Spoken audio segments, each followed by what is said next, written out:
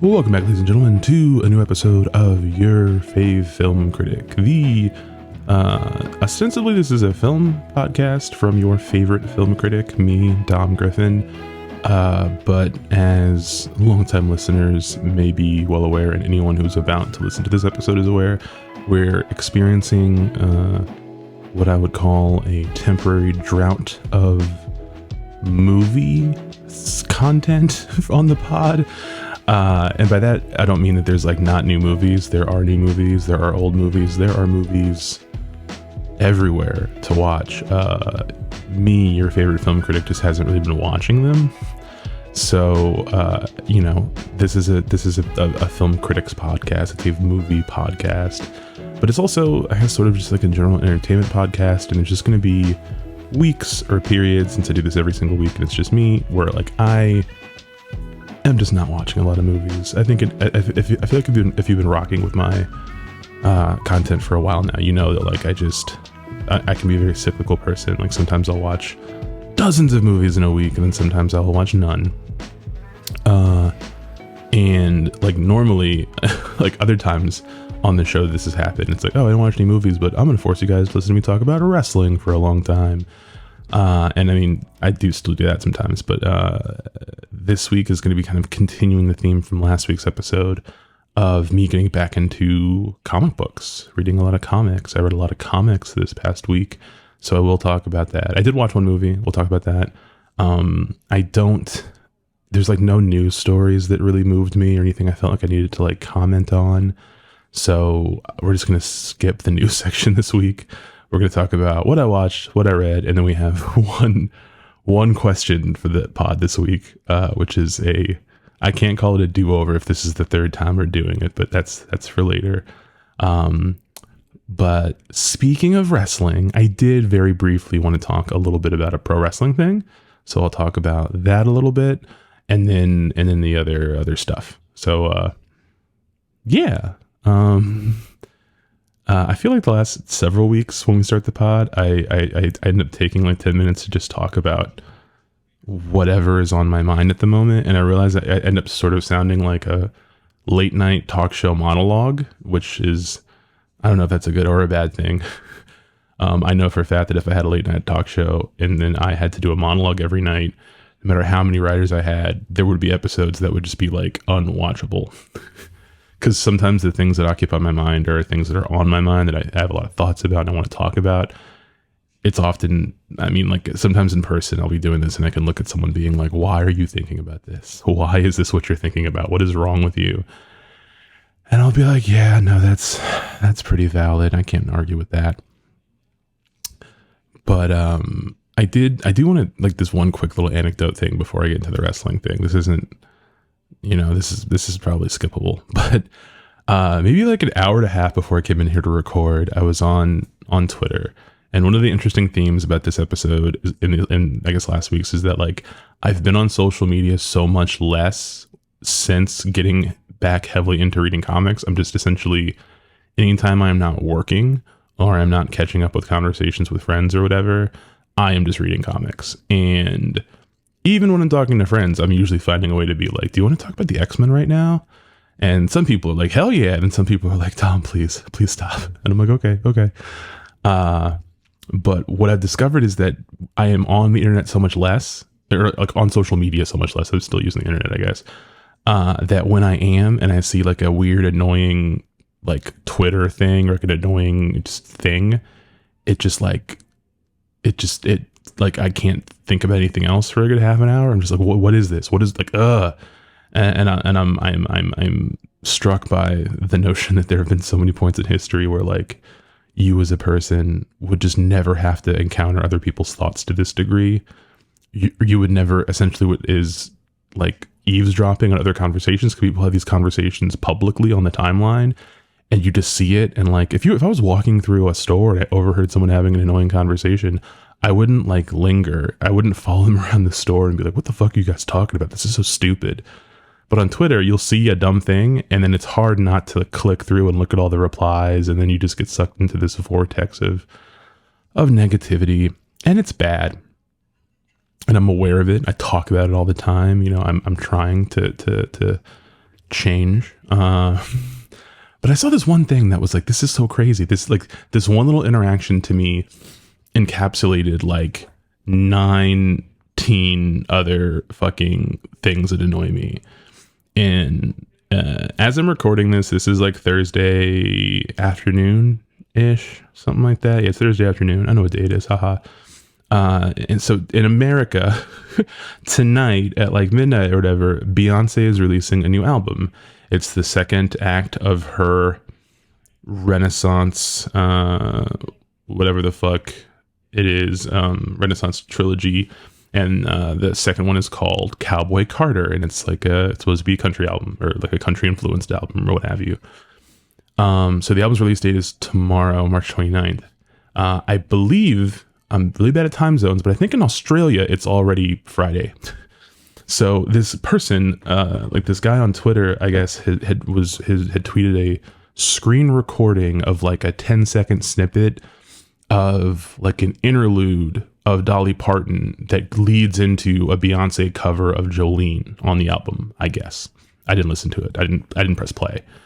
But if you look at the screen recording, it's very obvious that this is from Spotify. Like this is clearly a screen recording of someone playing Spotify on their phone. And he was just talking about like, oh my God, you guys aren't ready for what this album's going to be like. Oh my God. Or, just getting excited as people do about popular music. And then multiple people in the replies were just like, can you delete this? Can you please stop spreading leaks? This is not fair to the artist or the fans. And the guy was like, this isn't a leak. I'm in Australia. The album is out right now and I'm listening to it and tweeting about it. Everything is not about America, which is like valid, right?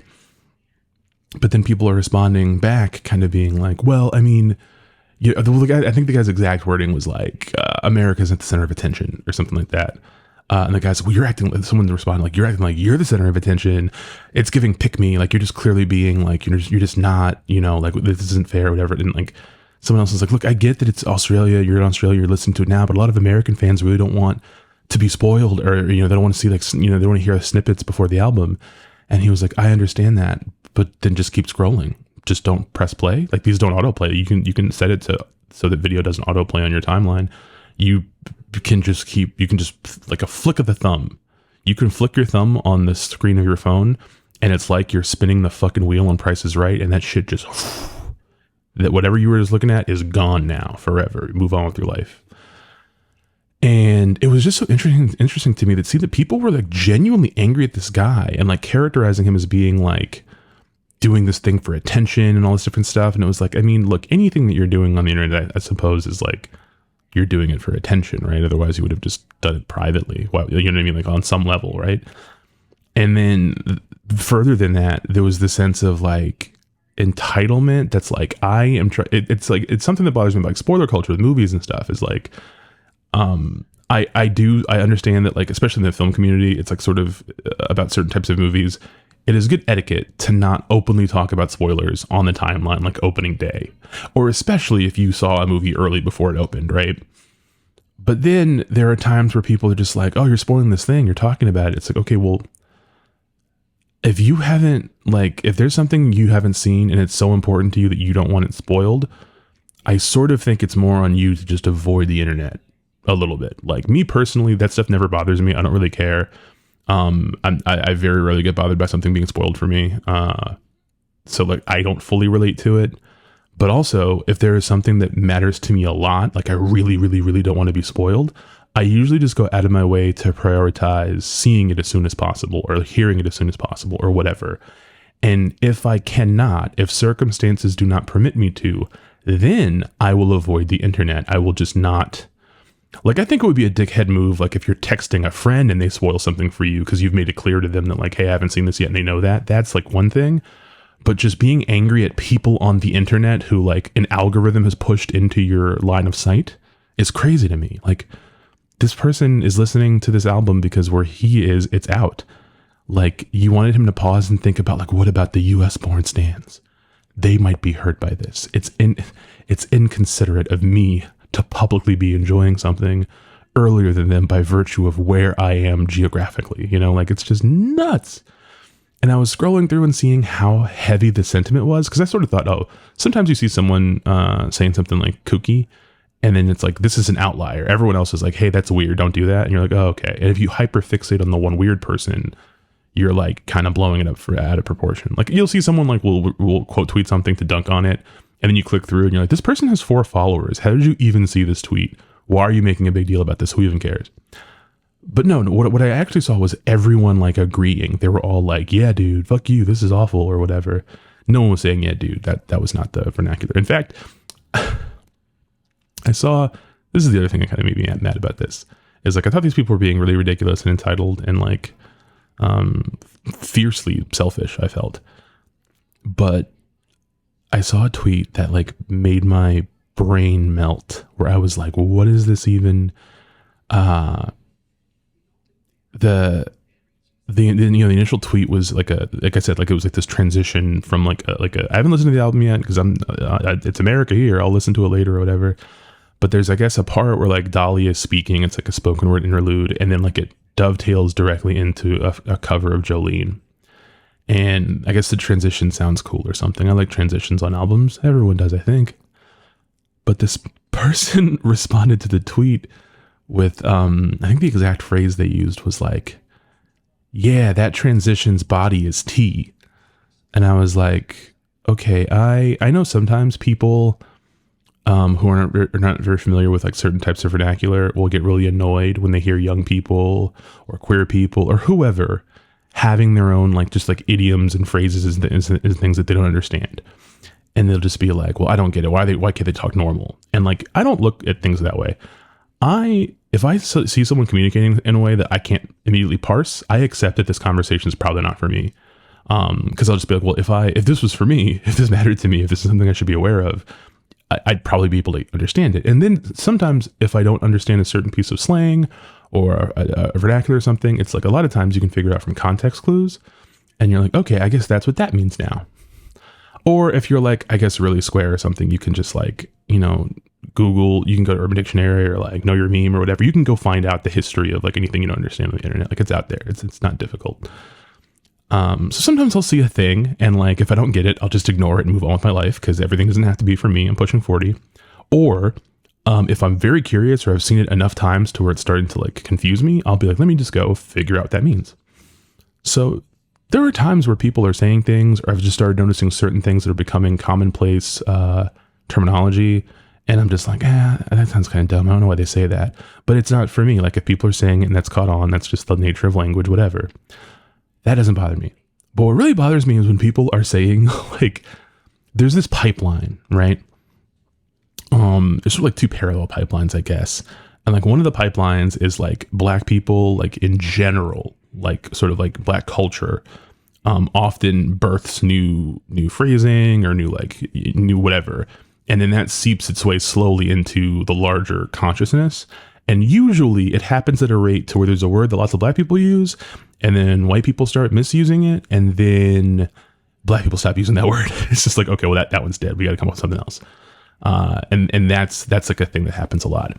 But there's also a sort of a parallel thing of like, a lot of terms from like, oftentimes like the ballroom scene, like black queer spaces and stuff. Those things migrate into like what people call like Gen Z language, but it migrates there through this terrain of like stan music Twitter kind of, or like just like, okay, like this is how people talk like in the drag scene or something, right? And then on the way to getting to like white 16-year-olds, it pauses on like Ariana Grande fans, and like they get a hold of it, right? And they fuck with it. And then it gets to like the larger generic Gen Z language where you'll see young people of all creeds and colors speaking a certain way. And then people will go, that's AAVE, that's a black term. And they're like, no, this is just how Gen Z talks. And they don't really want to interrogate like why they talk that way or where it came from or whatever. I'm no linguist. This is not a serious pastime of mine. But it is something that like I just see and you're just like kind of, and it's not even always as simple as like, oh, well, like it's just white people. They don't understand how black people are. Like there are black people sometimes that talk like this. And I'm like, you are not saying these things the right way.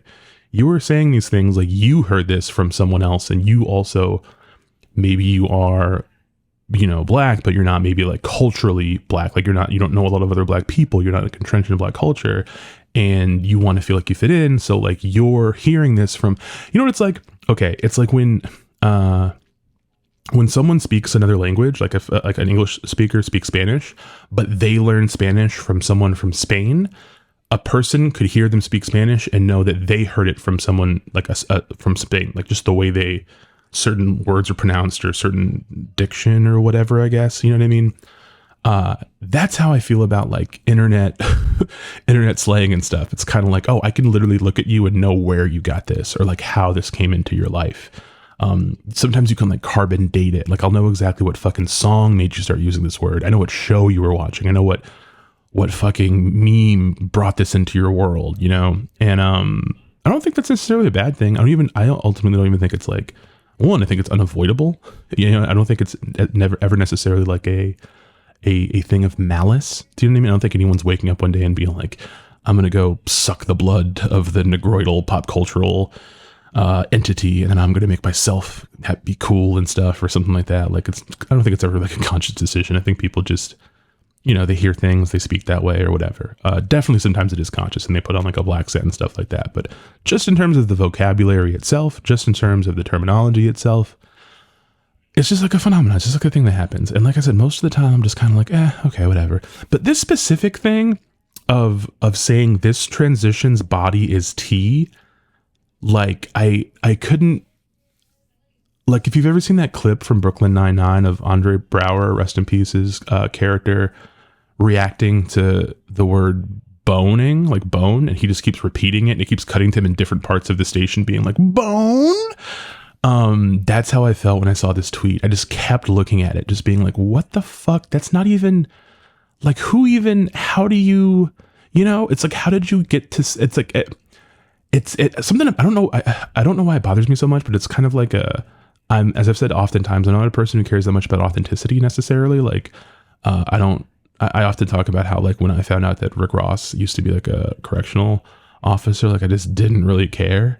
This is the same guy who said, "What's beyond the moon?" and he said Gangster City. Like he's clearly talking about these things on a level that's closer to science fiction than anything else. I don't really care if he really actually sold drugs or not. I don't care about authenticity. But I do something about like, when something is like incorrect in a way where you're like, I know you heard this and you probably misheard it or didn't understand like what it meant in that context. And now you're trying to use it, but it's weird and it doesn't sound right. And it's like you're listening to music and you're just like, that's not, no, like you fucked up that melody or that chord progression or something. And it really just sticks out to me. And like, until just now talking this out live on the pod and trying to like interrogate my own feelings, I didn't realize that when it comes to people incorrectly using slang on the internet, am kind of like drama kids or people that did like chorus in school, how they are about other people having like bad pitch. You know what I mean? Like, and they'll make a big deal out of it and be like, no, it's supposed to sound like this. And I always thought like, dude, who cares? That person can't sing, grow up, move on with your life. But I think that's actually, now I understand why they are that way. It's like, they know it's supposed to be one way and they cannot let it go, which is weird because I let it go about so many other things. There's so many other things where someone doesn't understand something. I'm just like, well, there's plenty of shit I don't understand. I don't want to be judgmental. But no, yeah, I lost about 20 minutes of my life today on that tweet. And I was like, why? But you see this it's like one of the reasons I usually don't engage about anything about music on the internet, because like, I like music. I like listening to music. I don't like much of the culture that surrounds music anymore. Like most of the week I've been listening to the new Future and Metro Boomin album. We Don't Trust You. It's really good. But you can't have really good conversations about the album because all anyone wants to talk about is the Drake diss from Kendrick Lamar's verse and then the beef and all the kind of gossipy stuff about it. And that stuff's entertaining. Some of the memes are funny, whatever. But it was entertaining for like an hour. And then like by middle of the week, you're like, oh, you guys are still doing this. Oh, okay. You're still photoshopping the Civil War poster, but with rappers on it. Cool. And like I like Beyonce, I like her music, but like I'm tonight, whenever the album drops, I'll probably listen to it. I don't want to see anything on the timeline. I don't want to know what people think. I just don't want that poisoning it for me if I can avoid it. I want nothing to do with that. And yeah, I'll get back into a little more of these thoughts once I get to the what I read part. But let's talk about what I watched this week, because it's only two things. I watched 2 nights ago. I watched Godzilla, Kong, The New Empire. I wrote a review of it for Looper, and I'll link that in the description. I'll link it in the show notes. I thought it was fun. Like, I liked it.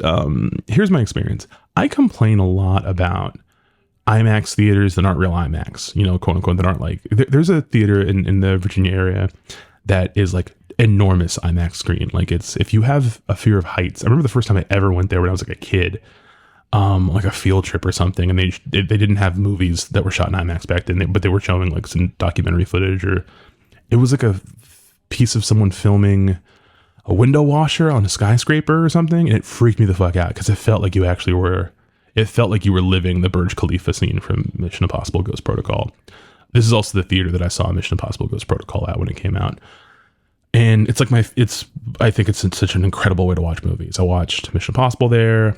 I saw Interstellar there. Probably some other stuff that I don't remember. But then you go to like your average Regal and they have an IMAX screen, and it's like, I guess this is bigger, but it doesn't really feel like paying extra bigger. So there's an IMAX screen at the Regal near me, and I see screenings at it all the time. I don't like paying to watch movies there, but screenings are hosted there all the time. I feel like most Marvel movies there. Like, I saw Captain Marvel there. I saw like Far From Home, Not No Way, one of the, maybe both of them actually, whatever. So Godzilla Kong was playing in that house, and there's like two kinds of, I talked about this before, and I guess most people probably know this, but like sometimes there's a press screening and it's just for just press. It's just you and like 30 dudes or whatever people. And then sometimes it's a press screening, but it's actually a promo screening for the general public to see a movie early, and then they just rope off a section for press. And generally speaking, the bigger movies do that. Like sometimes they'll do an only for press screening a couple of weeks earlier, but sometimes oftentimes the ones I get invited to are the ones that are like, you get to see it 4 days early or whatever, and the embargo is tomorrow. And so for this, it was that, and I was going to it directly from work, and I've actually been doing this a lot lately. Like, I'll have to work and then go directly to the screening, and then even if I'm not working, the screening's across the street from my apartment, so I dilly-dally because it's right over there, and then I get there at like 6:52 for 7 o'clock screening, and because it's also open to the public, it's just full. Like, there is a press section you're supposed to only be able to get if you have like a wristband or whatever, but no one's like monitoring that. These screenings are, you know, operated by like a couple of people from like a PR firm. Like, they're not in there with like a taser stopping people from taking the good seats, you know? So when I got to this Godzilla screening, all the press section was just like overrun. I couldn't find a seat, and I didn't want to end up like smushing between, I'm a big guy. I didn't want to mush between people to get to the one seat between two groups of 3 people, and then get over there's a backpack, and you're like, oh, I'm sorry, fuck. You know, I don't want to do all that. So, and I normally prefer to sit closer anyway. So I went to go sit closer, and then I realized that was full too. So I ended up sitting in the very front row of an IMAX showing of Godzilla, Kong, The New Empire. And I thought it was like my neck was going to hurt or something, but like, it's not, I don't know, like the way the theater's set up, like you can just kind of like sit back and look up. You don't have to like actually crane your neck awkwardly. And I will admit that 2 things. One, I did realize that the screen is pretty fucking big. It's not like what I expected of an IMAX screen, but it is bigger than I'd given it credit for. And I realized that you can actually only feel how big it is if you sit very close. Because if you sit in like the middle of the theater, where the theater's situated, you actually can't totally fully see like the bottom of the screen. Like, it's not obstructed, but from the perspective you are at, it just doesn't feel as big. So I watched Godzilla from the front row of an IMAX screen, and it worked great for all the like Titan action. All the monster fighting shit was great, because you did really actually kind of feel like you were on the ground and this was happening above you, and buildings were being toppled. It was kind of rad. But every time it would just cut to like the people, the humans explaining what was going on, I just like started glazing and nosing off. I was just like, oh, and I wasn't even very tired. It was that boring. And when I had to go write my review, I couldn't remember much of Godzilla vs. Kong. I remember liking it quite a bit, obviously. But I made a video about it that I don't remember making. I've had this channel for a little while, and there was just a chunk of time between like mid 2020 to mid 2021 where I made probably the most of the videos that I've ever made, and I was just cranking them the fuck out, and like I just don't remember. So sometimes I have to rewatch my videos, and it is like watching something brand new. And two things were funny about this. One is that I kept making jokes. I kept making like this recurring gag in the video about like Dan Stevens being like really handsome and how it was the one thing missing. Like, from if this is gonna be a perfect Adam Wingard movie, you gotta have Dan Stevens. And then this new one, he's in it. And it's like my only note from the last movie was like, we need less Brian Tyree Henry because his character is so fucking annoying, and we need Dan Stevens. In this movie, they brought Dan Stevens in, and he's quite good. But Brian Tyree Henry is actually worse. I don't know why they brought his character back. I think it's terrible. I think he's a talented actor, but I think this is one of the worst roles in recent movie history. And every time he was talking, I was like, please stop. It's also just weird because Rebecca Hall is still in it, and she's maybe one of the greatest actresses of our time, and she's done some amazing work in the last several years, and like she's doing a good job in this, but it's still like a Godzilla and Kong movie, you know? And I understand that like you need the human element. For some people, they need to have something to root for or whatever. And also you need people to explain some of the arcane mythology that makes the fights make more sense. But I am clamoring for a movie like this that just has no fucking humans. Just a 90-minute, 80-minute all monster movie. I know this is probably impractical from a production standpoint and from all the special effects standpoint and stuff. But it would be really cool to not have to cut to like someone just like looking at chart readings and being like, I think this is happening. Like, just fucking, I'll figure it out, man. Or if you have to have the people, just make it better than it is. Please just make it better. I mean, this is sort of an improvement in the sense that Godzilla versus Kong had like so many human characters because it had all the human characters from the Godzilla side, the human characters from the Kong side, and yada yada. This just keeps the human characters from the Kong side, since Kong's like the actual main character. He's like the kind of like the baby face in peril the whole time, and then fucking Godzilla is kind of like just this figure that we want to see kind of come in and help him win a fight. So it's pretty good. I mean, I had a good time. Like, I enjoyed it. All the fights are really well done. It has a really good like tone. Junkie XL's like score is very like 80s kind of throwback and stuff. And like, it was cool. It was like a good movie. But like, it was also one of these things where I already kind of felt like it just didn't feel very memorable. And like, that's actually how I feel about the last movie too, was like the fights, like the last two fights are very memorable. But the rest of it is just like whatever. And this is like that, but even more so. Like, it's even less memorable, anything that happens when the Titans are not on screen.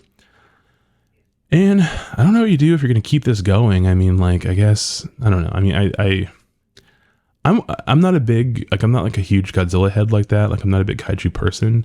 And like, to me, the platonic ideal of a kaiju movie is just like the first Pacific Rim. Like, I really love that movie. So the whole time I kept thinking about how like, this is a world where Titans exist and there's like Monarch and all this different stuff, but that like, you don't get the sense that the culture has changed by people living in a world where monsters exist and everybody knows about it. And one of the things I love about Pacific Rim is like, it is very clear that this world, like that being a thing has impacted everything, because why wouldn't it? Whereas this movie is like, people just don't seem to like, I mean, I guess there's not as much room to even explore what would be different. You know what I mean? But it does kind of take away from the human side of it to me, that the humans do feel like nothing but exposition receptacles and not like real people living in a real world where you never know when Godzilla is going to wake up from napping in the Colosseum in Rome to go fight somebody or something, you know? So, good movie though. Go see it on the big screen. You know what I mean? Like, it's fun, you know. Not a lot of really good big spectacle movies coming for the rest of the year now that Dune's out of the way, so I guess take what you can get while you can. And then I did watch the new episode of X-Men 97 just right before I recorded this. I thought they were dropping 2 episodes a week. I didn't know it's just one.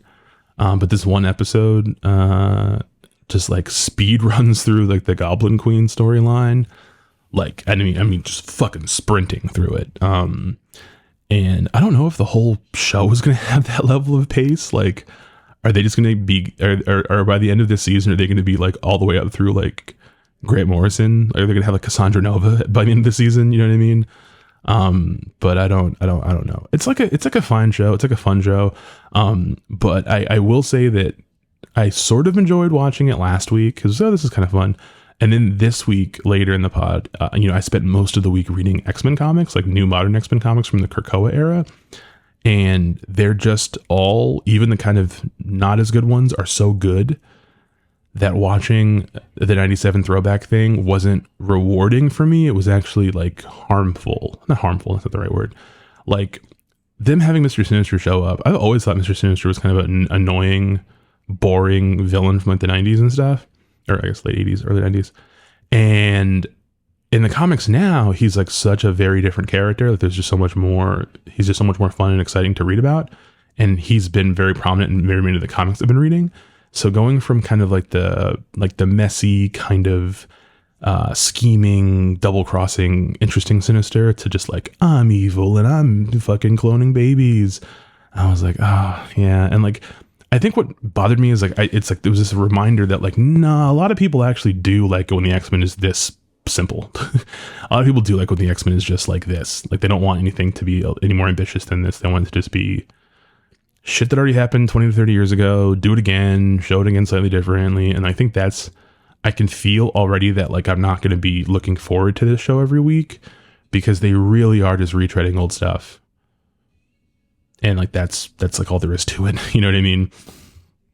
And I could just go read those comics. I don't necessarily need to see them with these voice actors' voices in this fucking, quite frankly, terrible looking animation. I really don't like the way the show looks. And it's crazy to me that the fucking writer of the show got fired when the show is actually pretty solidly written. But the look of it is just absolute, to me, unacceptable for a show that's like on like Disney Plus or something. Like all the money you guys blow on, you couldn't do it on this. So that was kind of like blah. But yeah, I don't know. I mean, I get that people are excited about it. I think it's fun for people that like there hasn't been a new X-Men movie in a while. There might not be one for a while. And then if you haven't been reading the Krakoa stuff, it's kind of a lot to get into. So I get people wanting new X-Men stuff and just being comforted with this like nostalgia bomb. But it's just not for me. I've been reading the X-Men comics since I was 4 years old. I don't really need to keep seeing like, okay, I know the baby turns into Cable. Okay, let's just, you know what I mean? It just feels very like perfunctory, like, like I get it. It's fine. I'm gonna, I have a thing I want to talk about that's a wrestling thing. But before I do it, I do want to get into a thing that's kind of from the comic section, I guess.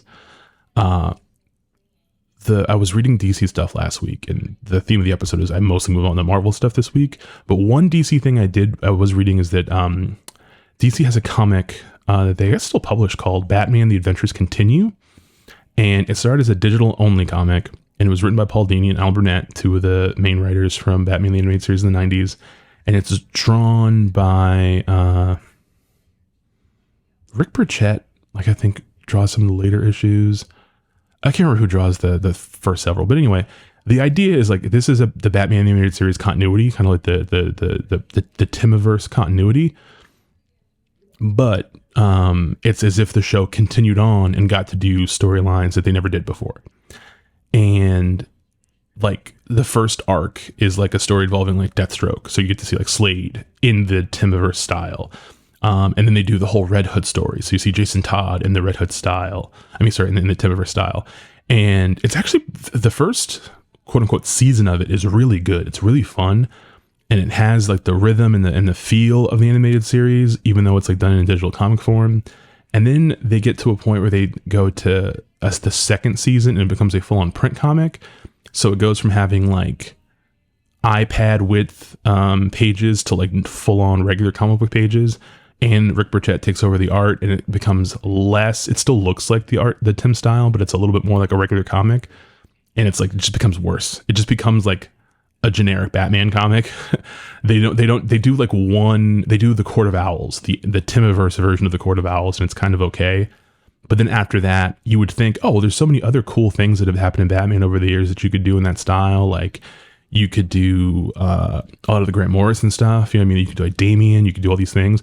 And no, it just settles into generic Batman the Animated Series stories, largely involving, there's like a couple of new characters they create for the comic, but they're not like real. It's not like, they're not exciting. I'm like, there's so many fun characters you could have done this with. And instead you're just making new things that are kind of whatever. Now it just feels stupid to me. So I kind of gave it up. But I had wished sort of that X-Men 97 was like that, where they didn't pick up from the end of the 97, the 90 series and then just kind of keep going from that point. But they picked up that style and the look, and then maybe we're doing newer X-Men stories, like stuff from Grant Morrison's run, maybe stuff from like Ed Brubaker and Fraction's run, stuff from, you know what I mean? Like you could do like the Schism story, or like Wolverine running the school. There's all these other things they could have done to make it feel really exciting. And instead they're like actually just mining stuff from the 80s and 90s that's already very dated. And I don't know that I'm interested in that for much longer. So the last thing I want to talk about that I watched is because I've been so entrenched in comics, I haven't been watching very much wrestling either. I mean, like I watch it, but I watch like in the background while I'm reading comics. I'm not really like, we're on the road to WrestleMania. There's a lot of stuff I'm really digging, but I've been watching so much wrestling every week for so long that I'm a little burnt out on it. But one thing I wanted to talk about, some episodes ago, I talked about the whole thing with The Rock coming back to WWE and how he's like a heel, and like you know, how they had this great press conference thing where the moment of him turning heel and like him aligning himself with Roman Reigns, the tribal chief, and all that stuff was so cool, and I was really into it. But I stopped talking about it on the show because after that point, every time The Rock showed back up, he was like not really committing to it. Like he was being a heel. He started wearing like the flashy shirts and stuff from the late 90s or whatever, the early 2000s. But he wasn't really doing like a new character. He was just like yammering. He was just the fucking crown prince of yapping on the show. And he would cut these like 20-minute promos on social media before SmackDown would start. And then he'd have a 20-minute segment on the show. And combined in those 40 minutes, he would get like nothing across. It would just go in circles and circles, and he would just do stuff. And like a lot of the things he would be doing that were like heel tactics or like being mean and like shitting on the fans were just like the same kind of goofy, jokey shit he's always done, but he just sounded meaner. And also because of the nostalgia, people were just eating it up and like liking it. You know what I mean? He wasn't really, I don't feel like getting heat. He was just like, people were just, it was like, hey, The Rock's back, yay. You know, it was like he'd come back initially thinking he was going to be a babyface. So you could tell he just still wanted to get those reactions.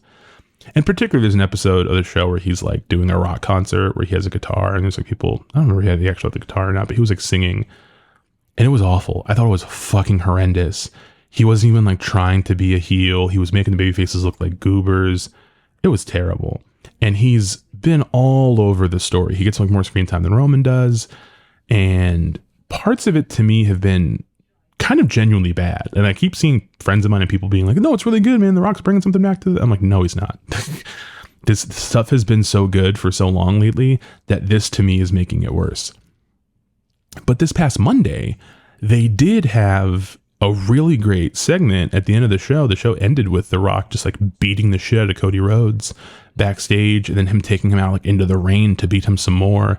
And like Cody bladed, and his face is all bloody, and The Rock was like talking to the camera and telling Cody's mother he's going to bloody him up and all this different stuff. And it was a really good segment. It was really, really strong. It was really like, it was the most I'd liked The Rock essentially since that press conference. That moment in the press conference when he starts like, you know, beating his chest and talking about like, my blood is his blood and this is my family. I was like, oh, this is cool. This is like, I've never seen him do this kind of character before. And then the rest of the time, he's just been like the same old Rudy Poo, candy ass, sing along catchphrase bullshit, essentially, but just meaner, just like also being an asshole and cussing, a whole lot of cussing. Like, yeah, I'm edgy. We're cussing again. And I'm like, okay, cool. I'm not 12, so I don't care about you cursing. The only thing that actually has come out of that run that I thought was entertaining was when he was, I can't remember what city they were in, but there was like a city that had like a bunch of like drug use statistics or something. And he ended his promo with like, well, now go smoke some more crack. And it just sounded really funny to me, but it was, again, not good. Like, you maybe don't do that. Maybe try to not be so fucking funny. But this segment was really good. And what made me so bummed out was, again, I hadn't been going on Twitter, but I did go on Twitter, and I saw these people talking about like, that's why The Rock is The Rock. That's one of the best people. He's so much better than Roman now. Oh my God. And I was like, have you guys not been watching TV for the last like, month and a half where he's like been awful? Collectively, since his return to television, he has been interesting to me for a total of 7 minutes of untold amounts of screen time. And I feel like people, again, it's the nostalgia thing, like with the X-Men 97, people are just blinded by it. And I hate when people don't want to admit they're blinded by nostalgia. Sometimes I see something that's like, I'll give you a perfect example. I gave Coming to America 2, the sequel, a pretty good review. I actually really enjoyed it when I watched it. And most of that was just nostalgia. And I know that. If I rewatched it today, I know I would not like it anywhere near as much. Sometimes nostalgia is powerful and that happens. And you just got to kind of own it. But I'm seeing people be like, it's not just nostalgia. This and this and this. I'm like, oh, you're lying to yourself. You're fucking lying to yourself. This is not good. This is not good. I'm sorry. Like, so much of what he's been doing has been embarrassing and bad and pathetic. And I hate that it couldn't, like, to me, the narrative should have been like, hey, they've been doing a really bad job, but this segment, this angle turned it around so well that I don't care about the other stuff. I'm going to talk about this a little bit more in the comic section, but something that I think is interesting is like in pro wrestling, we remember like people mock WWE for being so focused on moments. Like they're always making everything these big moments, these big important, you know, like it's the self-mythologizing. And like, that's why WrestleMania feels so big, because it's essentially, they just keep telling you it's the biggest thing ever, you know? But one thing that, I mean, is really true to me is that like, sometimes you'll remember a really great WrestleMania moment or like a really great match, and you will completely forget that the 6 weeks of build it took on weekly television was terrible. You know what I mean? You're like, oh yeah, I forgot that just fucking sucked. Like that was really bad what they did. But if they kind of stick the landing and the actual match itself is good, they can cut together a promo package that just shows you the good parts of those 6 weeks, and you'll feel like this is the greatest story that's ever been told. And comics to me are a little bit like that too, where it's like, I think it was Jonathan Hickman. I'll talk about him a lot in the next section. He talked about how continuity is not everything that has happened in comics ever, because comics and corporate comics have been, these major characters have been shepherded by hundreds of creative voices over the course of like nearly a century. So there's no way there's not going to be a litany of contradictions and things, right? So continuity is not, this is what really happened, these are all these things. It's really kind of like, well, what stuck around? What do you remember? And it's easy, if there was a story that kind of sucked or had some weird element that was lame and everyone agreed was sucked, collectively as a culture, you'll all forget it, except to bring it up in terms of trivia. And that no longer is a part of the story. It just kind of melts away and you only remember the good parts or the parts that stuck around. And that's kind of what happens in wrestling sometimes. It's like in this particular instance, this one Rock angle was so good that people are just, I mean, but they're doing it in real time is the scary part. They're just immediately being like, no, everything's been good. Like, no. Just last week, it was still kind of shitty. So I don't know. I just find that to be kind of interesting that like wrestling and comics have like so much in common. I'm discovering, or not discovering, I've kind of always known that, but I've been thinking about it more recently. And I'll talk about that like a little bit more later, I guess. So let's talk about what I read. So like I said, I started the week off finishing my run of DC stuff. I still have other DC stuff to catch up on, but I did hit a point of kind of realizing like I'm actually sort of tapped out on the characters I like the most. So I'm going to take a break. The last thing I did was that Paul Dini Batman stuff. And then I read all of Phillip Kennedy Johnson's run on Action Comics. So like everything that's been happening in Superman since Brian Michael Bendis left. So like I when I stopped reading, I was in the middle of Brian Michael Bendis's Superman runs. And I was honestly kind of defending them. I know people kind of hated it at the time, but I was kind of into it, but I also was not like in love with it. So I was like, should I finish that or can I just skip ahead to the next thing? I just skipped ahead to the next thing because I figured almost nothing that Bendis did was really going to stick around. And I was basically right. So I picked it up with this new writer, Phillip Kennedy Johnson, who I was not familiar with at all. I'd never heard of. And his run, it's like I would say it's like 20 or 30 issues or maybe a little bit longer because I think it just ended. Some of the best Superman comics I've read in a very long time.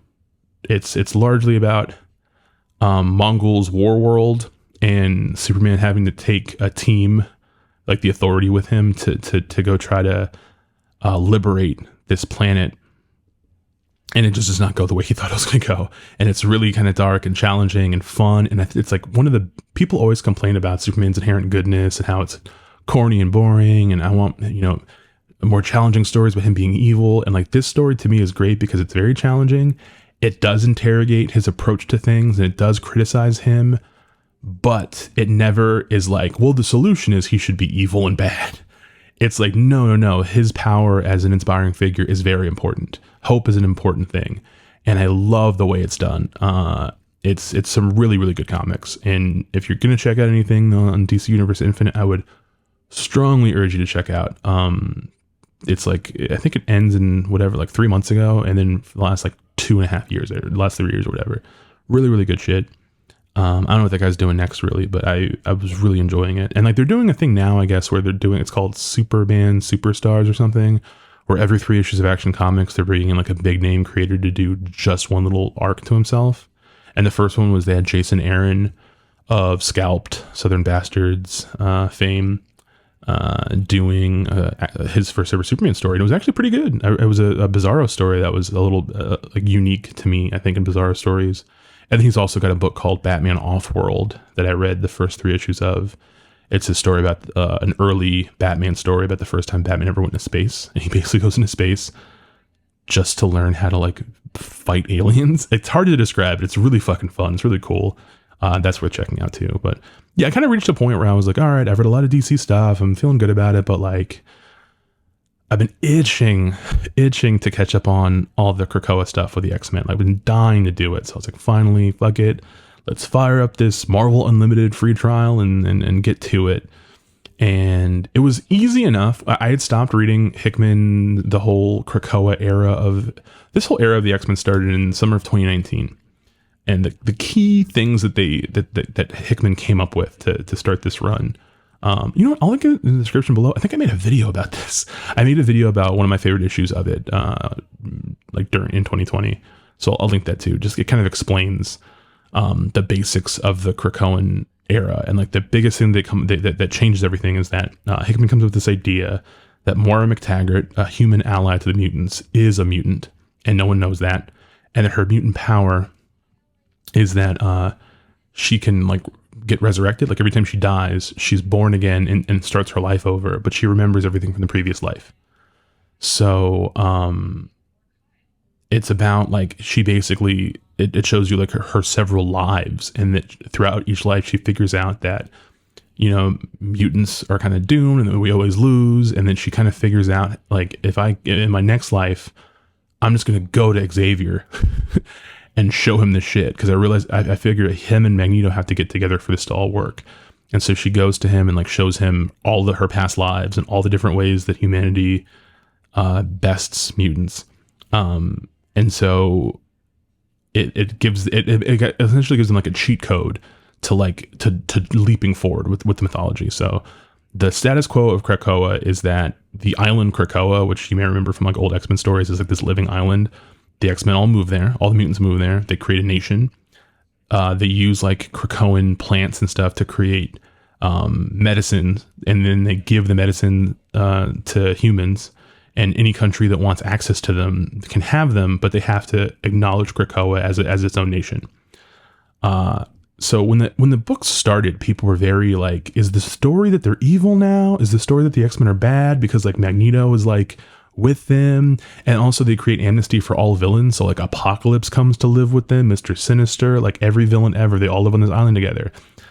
And then some people looked at it as like, is this like a pro-Zionist thing? Like, is this supposed to be like mutant Israel? But then the story is pretty explicit about the fact that they're not displacing anybody, and that this is just like an island, and the island is letting them live there. And the thing is, it's not, the longer you read the Krakoan stuff, it's not supposed to be, is this good or is this bad? It's just like, some of these things feel like good things, and you're like, okay, but are they? And some of these things feel like bad things, and you're okay, but are they? Like, it's just about the space in between. It's about the nuance. It's about what people have to do to survive, as like a minority, essentially, and what challenges they face and stuff like that. And it's very refreshing. That's the biggest thing I want to get across. It's an incredibly refreshing thing, because in 12 issues, the 6 issues of House of X, and then the 6 issues of Powers of 10, Hickman essentially completely upends everything about the X-Men. And like, it's all built in stuff from the history of the characters. And, you know, he calls it like the lost decade. There was just this period of time where Marvel did not want to focus on the X-Men at all because they didn't own the rights to the characters for the movies. So everyone who worked on the X-Men books was always getting fucked. It was like, oh, you can't do that. That's too extravagant. And you're like, be low key. So it's like he's kind of undoing all that to be like, no, we're going to hit the ground running. We're doing some brand new shit. You've never seen this before. And there's all these different elements that make the books feel more alive. And they're all rooted in kind of meta commentary. So like one of the things is these 5 mutants get together and they come with this concept called circuits, which are like mutants' powers can work together to create like new powers. Like they didn't know that they could do these things unless they worked together. And they take 5 kind of random mutants and together they're able to just bring people back to life. Like one character creates eggs and then another character can like shift reality to age the eggs into like the right kind of body. And then Xavier uses Cerebro to like do brain backups of like every living mutant. So if a mutant dies, they can bring him back to life and then just Xavier will put their consciousness back into them from whenever their last backup was. So it's like they never die. And I think it's in House of X number 4 or 5. I guess it's number 5, I think. The resurrection scene, explaining how it works and the ritual they do every time they bring somebody back to life is like some of the most moving shit I've ever seen in X-Men comics. It's my favorite thing like ever. Because the whole joke is the X-Men die all the time. They're always dying. They've had multiple extinction level events, you know, and the idea that they get together and they're just like, no more, like never again. There's something really powerful about that. And obviously there are times where the things they do to protect the nation are questionable. And there is a lot of interesting stuff at play morally. And it's Hickman's like was the head writer of the line, and then it feeds into like 7 or 8 other weekly or monthly books, and they all have their own creative teams. And they all cross over really strongly. They all map out into all the things you expect the X-Men franchise to do. And I was crazy about it. And reading it month to month, I was reading actually all the books because it was like every week a new one would come out, one of them, and they'd all be kind of connected. And there's ones I was liking more than others, but overall I was into the entire thing. I had taken a break around this arc called 10 of Swords, which is like this big like tournament arc. It has like a very like anime vibe to it about how Krakoa used to be a part of another island, this island of Araco. There was actually one big island and then they got split in 2. And the other half of the island has been stuck in like this hell dimension. And like they've evolved very differently. And like Apocalypse's wife and children live there. And like they're trying to like merge the 2 islands back together, but it involves them fighting the people from Araco. And because the midway point between our Earth and then where Araco is gone is Otherworld, like this magical realm that's a part of like the Captain Britain comics and stuff. Saturnine, who's in charge of Otherworld, says that their battle can't, like they build up the story being like it's going to be a battle, like 10 swords and swordsmen from every side. They're going to have to fight to the death. And they build every issue is building up to like, oh my God, like these fights. And then it happens and it's like not just fights. It's a bunch of like absurd, weird magic shit. All sorts of just weird rules and kind of goofy stuff. And like they force Doug Ramsey to get married to like this warrior. It's nuts. It's really fun. But I'd stopped reading it around then, so I reread it from scratch. I loved it. And then I caught up to where Hickman kind of left the franchise. Like he ends it with this big arc called Inferno. And Inferno is very much just about revisiting the Moira stuff and revisiting the fact that essentially she, they've shielded this from the rest of mutantdom. Basically, all this different stuff only Magneto and Xavier know, and Moira is being hidden, and she doesn't want. The only character who's like really aware of her is Destiny, like Mystique's like lover, and the Xavier and Magneto keep stopping. They keep promising Mystique they'll bring Destiny back using resurrection protocols, but they keep not doing it because Moira told them not to. But she does it against their will, and then Destiny shows up, and they tell everybody the truth, and all hell breaks loose and stuff. And there's a bunch of elements of the story where like it's clear that Hickman had planned multiple acts, and a lot of the basic stuff was just the first part of it, and that it was. There was a lot of rumors that he left for like nefarious bad reasons. Either like he and Marvel had problems or whatever. But he did an episode of the Cerebro podcast, Connor Goldsmith's podcast about the X-Men. It's a really, really good show. And it's like a 3-hour episode. He goes into like how he came up with the stuff, how he pitched it, what changed, who he brought in and why. And it's all this really, really insightful stuff. And I had not been that eager to read the parts of it that happened after he left, because I'd heard it got like worse or not as good. But listening to him talk about it, he was very supportive of everybody who stayed behind. And it made me kind of go, I'm going to read it anyway, because I'm very curious. And also, a friend of the show, Rob Secundus, who also actually had a question on that episode I was listening to. I hit him up and I was like, hey man, I know you've caught up on all this. Can you just tell me what parts I don't need to read? And he gave me a pretty good like reading guide of like what to look out for and what's worthwhile and what's kind of not, or what he thought I'd like or what I wouldn't like. And I'm not done. But I'm kind of caught up, I would say up to like the middle of beginning of 2023 in terms of the comics. And then that's like a year and a half in one comic title. But remember, there's like fucking 15 X-Men books, and there's like 2 different events that I've already passed through, and they cross over with a bunch of books. So, it's been a lot to catch up on. Like in particular, the thing I just finished last night there was an event called AXE, and it stands for Avengers X-Men Eternals. And it's this big crossover between those 3 properties. So I had to go read all of Kieron Gillen's recent run on Eternals. I didn't have to read any Avengers comics because they're not as important to the arc, but I had to read all of that. And then I just had to keep jumping back and forth through all these books. And I would get into a title and get to a certain point and realize now I'm approaching the event. I'll stop and go read the other book I have to catch up to get to the event. And then you could just get to the actual event in like one of Marvel Unlimited apps reading guides and just go from book to book to book to book. And I was up till maybe 4 o'clock in the morning this morning, finishing AXE, because I was like really into it. And I was like, I'm not going to bed till this is done. But it's exciting because there's so many, I'm basically finally to the point where a lot of this stuff is either blowing up in their face or causing problems. So like they keep the resurrection stuff a secret. Humans don't know they can bring themselves back to life. That comes out in one of the stories. It's also, it dovetails with Kieron Gillen's sort of reboot of the Eternals. Like they went to Kieron Gillen and were like, hey, we have an Eternals movie coming out. No one gives a fuck about these characters. Can you figure out a way to make it feel like a flagship book? And he made it really good. His Eternals book is really good. He's got Assad Ribic on art. He comes up with this like one key change to the Eternals mythology that I don't want to spoil, I guess, because if you read the whole first arc, the reveal is very good. And it also ends up setting them up for becoming, there's a weird reflexive relationship between the change they make to the Eternals versus the change that the Krakoa era made to the X-Men. And so that crossover wrestles a lot of that stuff about like humanity and like death and life and stuff. And they do a lot of really cool stories with it. In terms of stuff from post Hickman leaving, the stuff I've been the most into is Kieron Gillen has a book called Immortal X-Men, which just focuses on the Quiet Council, just like the sort of the 12, it's like it's like secret Illuminati Congress for Krakoa, basically. So that book is just all political intrigue and like backstabbing and stuff. And that book's really good.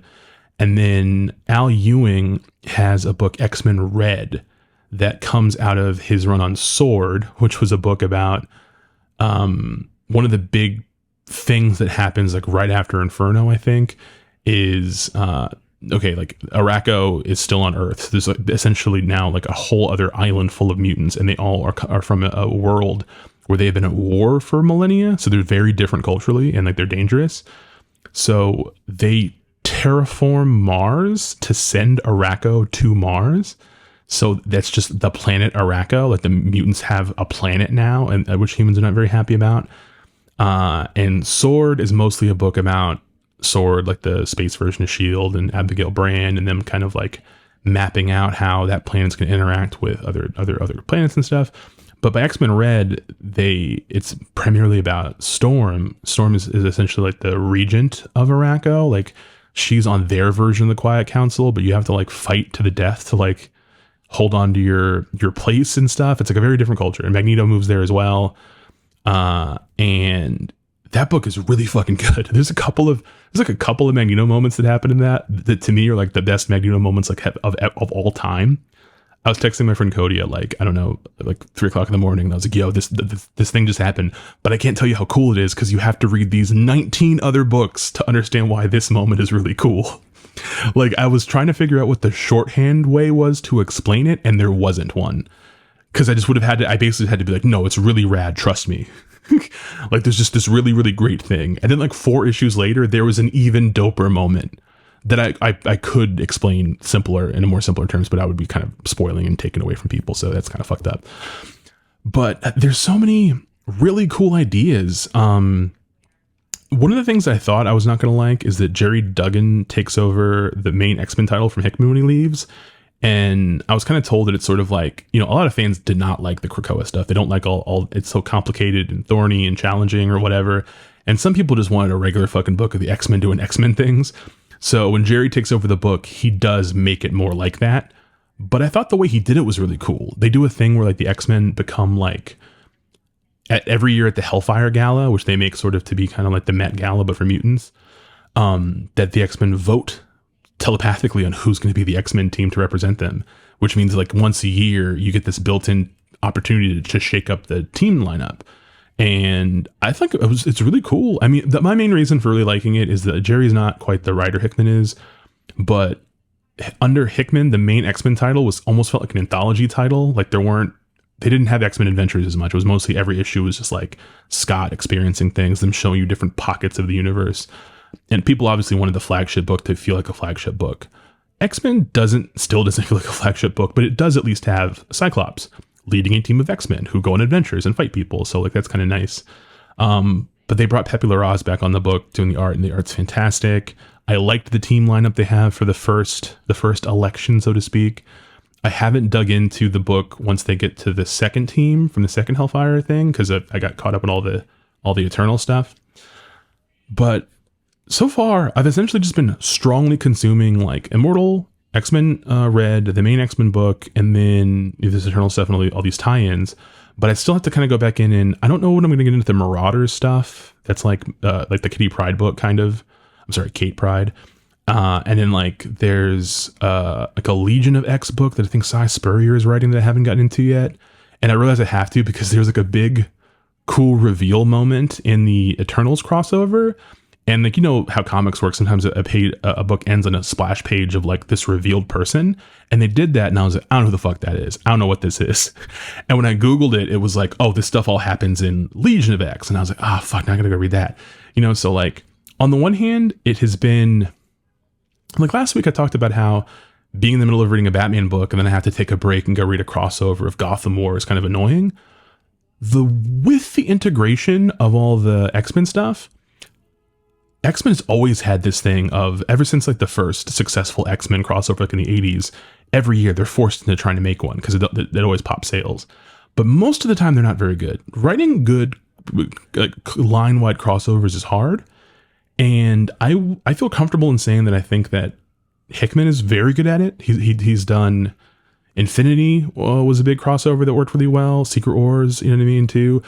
The stuff they're doing here is very similar. And then Kieron Gillen with the Eternals one, very good work. He writes, I feel like the 70-80% of the entire event, and it holds together all very well. And it's very good at not forgetting the intimate parts of these stories. Like there's big spectacle and all the heroes all on one page fighting a thing. And then the next issue is a fill-in about how this one individual character feels about the big fight that you just saw. Like there's a formula to this stuff. But Gillen does a really good job of showing you and reminding you how like the little people feel about this stuff and focusing in on the world around this stuff. Like what is it like for a barista who lives in a world where they just found out that the X-Men are functionally immortal and humans aren't? You know what I mean? And like, what is that? How does that make them hate them more and stuff like that? And I think that's been really interesting. And all the writers, I mean, Jerry Duggan has like a thing in his X-Men run. Because that's at one point, that's the book that's kind of wrestling with Ben Urich, the reporter from the Daily Bugle, from like Spider-Man comics and Daredevil comics. He basically ends up finding out about the mutant resurrection thing. And that creates this whole can of worms. And Cyclops makes some decisions about that people don't agree with. And there's like all these books do a lot of, like I said, Hickman likes using charts a lot. So a lot of his books have like, it'll just cut to like a chart explaining something, or like a printed email that someone wrote, or like internal memos and stuff. They use a lot of like non-comics page ways to add texture to the stories. So all the books kind of do that in their own way. And one of the issues does that, where it's like Forge leaving a memo for Cyclops. And at one point, Cyclops dies on a mission, but he dies on a mission very publicly. So if they bring him back, it's actually going to cause people are going to be like, hey, we saw him die. So Forge makes this like fucking mecha suit thing for Cyclops, and he has to start wearing it on missions as Captain Krakoa, the new leader of the X-Men. They literally do the Hulk Hogan Mr. America angle, but with Cyclops in this book. And it's very funny. It doesn't have to last super long, obviously, but it's fun and interesting when they do it. But Forge has this memo because he essentially built this suit. He did not build it for this purpose. He built it for other stuff. And he's explaining to Scott that, like, I know you don't want to wear this. I know you think it's stupid, but it's not stupid. I put a lot of work into this. This isn't for you. There are a lot of other mutants who need a suit like this to protect them when things go bad. Not all of us are born with battle ready powers, you know. And he's just describing some of the young mutants he's designing this for, like the people he's met on the island, people he cares about, and that they need protecting too when the shit hits the fan. And he's describing one of the mutants, and he says, her power is that she makes ice cream. That's her whole power. She makes ice cream. And he says, it's the best ice cream I've ever tasted. And I know someone might look at that and find that to be like a goofy, funny thing, you know, like there's a mutant who makes ice cream. But so much of the metaphor of mutantdom in X-Men comics has been coded to be about otherness and like people being different and like all the things that make us unique regardless of what that is. And some of my favorite X-Men comics are the ones that find ways to make that metaphor feel real. And when you think about people, whatever way that person is othered in society, whether it's like a race thing or a gender thing or sexual orientation thing or a disability thing or whatever it is, that oftentimes you forget that those are but people forget that they're people, right? People forget that every person is a person. Every person has something about them that's unique that makes them matter, you know. And to me, the best X-Men stories are the ones that like take a break from remembering like about how Cyclops uses his optic beams properly in a battle formation and stuff. And just remember that a lot of these mutants are just regular fucking people who just don't want to die, who just don't want a killer robot to murder them. Do you know what I mean? And something about the way, I don't know, just something about that part really stuck with me all week. I've been thinking about it all week. Like the idea that there's this mutant and that's the only thing she does is that's the gift she was born with. But that like, it's so good that it must like essentially change the way people feel. You know, it must like, and the idea that if she died and that they didn't have this thing where they could bring somebody back, that would be gone forever. No one would ever know what that tastes like. And obviously this isn't about ice cream anymore, right? It's just about life. It's about people that die who are artists and we're never going to hear songs they wanted to write, you know? That happens every day. Like people who have a lot to give to the world never get to do it, right? They die first or something happens to them. And people die every day, and you think about all the missed potential. That's something I think about a lot when people die, especially about art, is like, who knows who had like a great novel in them or some really powerful poem or some beautiful song or an amazing image, or even if it's not art, just people impact other people's lives in very, very powerful ways. And I think when the X-Men comics are the best to me is when obviously there has to be like intrigue and sci-fi and fantasy and time travel and clones and goblin queens and all that. But when the book on a very basic level really wrestles with like just loss and like what happens to people when everyone else in a society thinks they're lesser, thinks they don't deserve to live, and what people have to do to fight to live, what people have to do just to fucking exist. To me, that's the stuff that's the most important. And I realize a lot of people like the X-Men don't fucking like that shit. I realize a lot of people who like the X-Men are like, I don't give a fuck about that. Stop woking up my fucking comics. I don't want to hear that shit. But I like that shit. That's like my favorite shit. And I feel like these books have done a really cool job of like, even like I said, there's definitely a little bit of a quality change. It's not just about Hickman leaving. It's more just about the fact that the books got so popular that they have to kind of constantly maximize what they're selling, how much is crossing over, yada, yada. And there's plenty of stuff I haven't even dug into. Like I haven't really reading the Wolverine book. I haven't read any of the X-Force stuff since like pre-Ten of Swords. So I know there's a lot of stuff that happens in those books that's really interesting. I've got a lot to catch up on, but part of me is like pre-sad because I know we're currently publishing is the Fall of X era of this, and that by the summer all this stuff's going to be over, and they're going to take a lot of toys off, like, and put them back in the box forever. There's gonna be a lot of things that get taken off the board that people aren't gonna get to play with anymore, and it's making me kind of sad. I mean, it's fiction, it's not real, whatever. These are just fictional constructs, but some of the stories and some of the ideas, I felt like they could have done so much more with these things, so much longer, you know. And it's a bummer that this summer Marvel's already trying to sell you like, hey, did you like the X-Men in 1993? Well, we're just doing that again, but uglier and more boring. Jim Lee is not here, but these other people are, and they're going to do their best, you know, like, it's really kind of been making me a little pretty sad. Like, I actually maybe think I need to kind of slow the pace on how fast I'm reading these, because I don't want to blink and then I have to read Gail Simone's Uncanny X-Men. I just don't want anything to really do with that. It's not even a hit on Gail. Gail's written some good comics and stuff. I just mean that, like, I would just fucking love for someone to have taken over these books with like some real vision. And I don't see that coming soon, you know?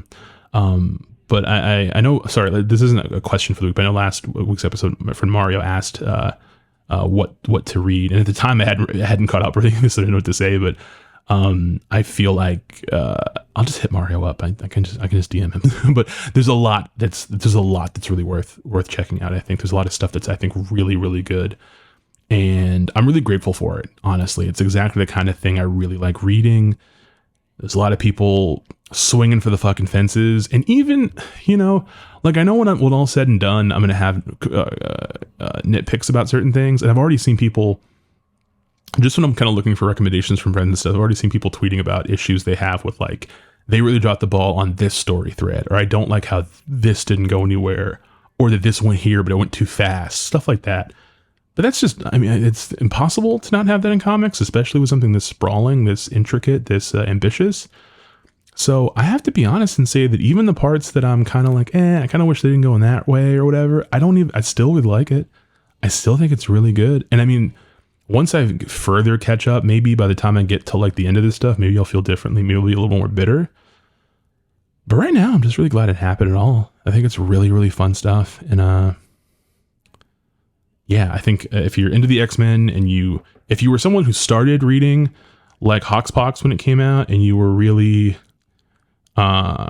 into it, you know, and then you just fell off, I promise you it is worth it's worth catching up. It's totally worth like reading and seeing stuff. Take your time. Don't feel like you gotta rush, obviously. But it's worthwhile to me, I think. Okay, I don't want to jaw on for too much longer.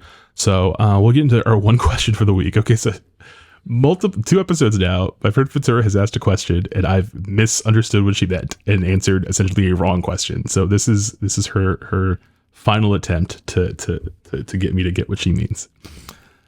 Just putting this down now, and then I'll get into the episode. Okay, that was a good answer. Oscars for comedy last time, but still not what I was looking for. What I'm saying doesn't actually have to do doesn't have anything to do with comedy movies necessarily. Even I'm asking who would be the funniest actor, not necessarily even a funny person, to earn an Oscar, or it would lead to meta funny aspect of seeing like Academy Award winner James Marsden in the trailer for Sonic 3 or whatever. I mentioned Adam Sandler because in my head, I can see a TV infomercial for a decade-spanning Happy Madison box set with the movies of Academy Award winner Adam Sandler in an alternate universe, and I want that in ours.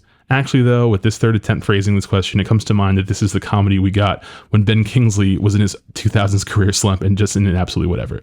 Okay, now I think what Fitzgerald really meant was like, not, I kept thinking, first I thought she meant like what was like the funniest actor who should have got an Oscar. And then I thought maybe like she meant funniest performance. Really, this is like, what would be the most comical person to get an Oscar, period? Doesn't matter who it is, that then every movie they make after that, they would have to still refer to them as an Academy Award winner. And think of a couple of ones. I think if Mickey Rourke had won the Oscar for Best Actor for The Wrestler, and then I think about the movies he's made since, that those would have all had to say starring Academy Award winner Mickey Rourke. That's kind of funny. I think like Bruce Willis has never won an Oscar, but Bruce Willis made a lot of really bad dreck over the years, and some of the stuff he did leading up to his untimely retirement would be really, really funny if there's a fucking Oscar thing on the poster for it. But I also sort of think that, like, to me, a funny thing would just be like, sometimes people go for Oscars really hard and like they obviously don't get them because like that's never going to happen. I've always wanted, every year when they do Oscar roundups, sometimes they'll talk about like movies that like necessarily are not going to be nominated, but movies where like people liked it and the actor themselves might campaign. I think about when I was young and I saw a for-your consideration ad for Matthew Lillard's Shaggy in the first Scooby-Doo movie, you know? And like, if somehow he had not even won, but if he'd even gotten nominated that year, that would be an amazing thing to always have to talk about. Because Matthew Lillard's been in good movies too. It's not like he's some bad actor or something, and it's not like he was bad in Scooby-Doo. But it's just like, if that was a thing that you'd be at the show and it would be like, and Matthew Lillard for Scooby-Doo, and it's just him in a suit, like politely clapping, you know, as Warren Shaggy Shagowski or Norval, whatever the fuck. Sorry, Shaggy's real name is Norval something, I think. But there is a SNL sketch from years ago where Rob Lowe is Shaggy with Scooby, and he's like on like a Nancy Grace style like news network TV show, and it's Rob Lowe doing Scooby, and it's actually maybe the funniest thing Rob Lowe's ever done. But they say this is his dog Scooby-Doo and Warren Shaggy Shagowski, like as if that's his real name, and it's not in the lore. But that sticks in my head a lot. Warren Shaggy Shagowski. But yeah, no, the Ben Kingsley one is pretty great too, because like I feel like that's a different phenomenon, which is like someone wins an Oscar, they're very talented, a real actor, but then they just make dreck. They just make shitty movies. Like winning an Oscar is not a guarantee of, I mean, hell, you know, every Halle Berry fighting for her child movie, she's an Oscar winner, you know what I mean? But it's funny, I don't think they all even advertise it. I don't think they even bring it up.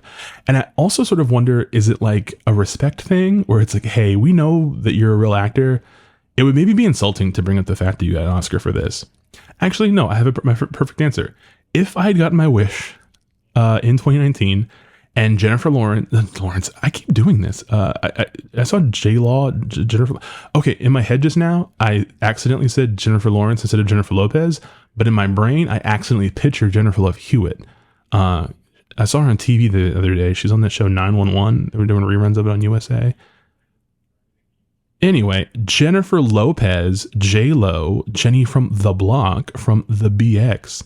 If she had gotten the Best Supporting Actress Oscar that I think she deserved for Hustlers, then that means that when she put out This Is Me Now, it would have to say from Academy Award winner Jennifer Lopez, and that would be really beautiful. I think that would be exactly what we as a society need.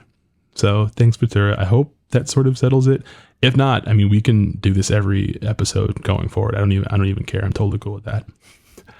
So that's the episode this week. Thank you all for listening to me ramble. If you like this episode and you're on YouTube and you liked it, please hit the thumbs up. That's the best way to tell YouTube's algorithm that you like it and me. And if you loved it, you can subscribe. And if you hit the little bell icon, you'll get notifications fresh whenever I put out new content. If you have any thoughts or questions, you can put them in the comments below. And if you have questions for future episodes, you can also do that, but just, you know, specify you want this on the show. And if you don't want to put it in the comments, you can email me at armchairauteur@gmail.com. You can hit me up on Twitter or IG or anything else. However you can reach me, I will answer questions for you. And if you're listening to this on the podcast platform of your choice, thank you for doing so. And, you know, just like subscribe, leave a review or whatever, share with your friends, all that stuff. I'm really, really grateful for everyone who listens to the show and contributes to the show by asking me questions and just listens to it at all or takes the time. It means a lot to me, and I really appreciate all of you. So we will talk soon.